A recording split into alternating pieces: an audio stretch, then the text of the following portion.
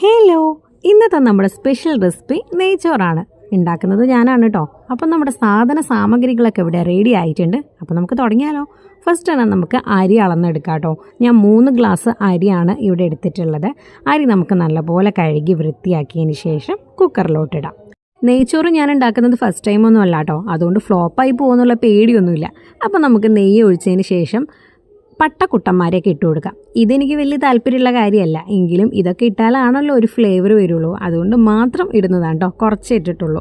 അതൊക്കെ നമ്മൾ ഇട്ട് നല്ലപോലെ വഴറ്റി കൊടുക്കാം. അതിന് ശേഷം കുറച്ച് സവാള എടുത്തിട്ടുണ്ട്. സവാളയും നമുക്ക് ആ നെയ്യിലിട്ട് നല്ലപോലെ റെഡിയാക്കി എടുക്കാം. അതിന് ശേഷം നമ്മുടെ ചോറ് ഇവിടെ ഇട്ട് കൊടുത്തിട്ടുണ്ട് കേട്ടോ.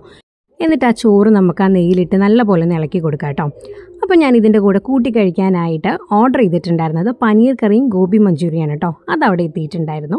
അപ്പോൾ നമുക്കതിനെ വെള്ളം ഒഴിച്ചിട്ട് വേവിക്കാൻ വയ്ക്കാം. നമ്മുടെ കർക്കിടക മാസം ആയതുകൊണ്ട് തന്നെ നമ്മൾ ഫുൾ വെജാണ് കേട്ടോ. അതുകൊണ്ടാണ് നമ്മൾ പനീർ കറിയും ഗോബി മഞ്ചൂരിയും ഓർഡർ ചെയ്തത്. പനീർ കറി എൻ്റെ ഫേവറേറ്റ് ആണ്. അപ്പോൾ നമ്മളിത് ഒരു വിസിലിന് ശേഷം നമ്മുടെ നെയ്ച്ചോറ് ഇവിടെ പെർഫെക്റ്റ് ആയിട്ട് റെഡി ആയിട്ടുണ്ട്. നമ്മൾ കുറച്ച് അണ്ടിപ്പരിപ്പും മുന്തിരിയും വറുത്ത് വെച്ചിരുന്നു. ആ വറുത്തതും കൂടെ നമ്മൾ അതിലേക്ക് ചേർത്ത് നല്ലപോലെ ഒന്ന് മിക്സ് ചെയ്ത് കൊടുക്കാം. അപ്പോൾ ഇനി എന്താ താമസം, പോയി കഴിക്കല്ലേ. നല്ല ചൂട് നെയ്ച്ചോറും അതിൻ്റെ കൂടെ കുറച്ച് പനീർ കറിയും കുറച്ച് ഗോബി മഞ്ചൂരിയും രണ്ടും ഇട്ട് കൊടുത്തിട്ടുണ്ട് കേട്ടോ. കൂടെ നമുക്ക് 2 പപ്പടം കൂടെ ഉണ്ട്. അപ്പോൾ എല്ലാം കൂടെ ഞാനൊരു പിടി പിടിച്ചിട്ട് വരാം. അപ്പോൾ ഞാൻ വേഗം പോയി കഴിച്ചിട്ട് വരാം. ഇന്നത്തെ വീഡിയോ ഇത്രേ ഉള്ളൂ. Tata bye bye, see U.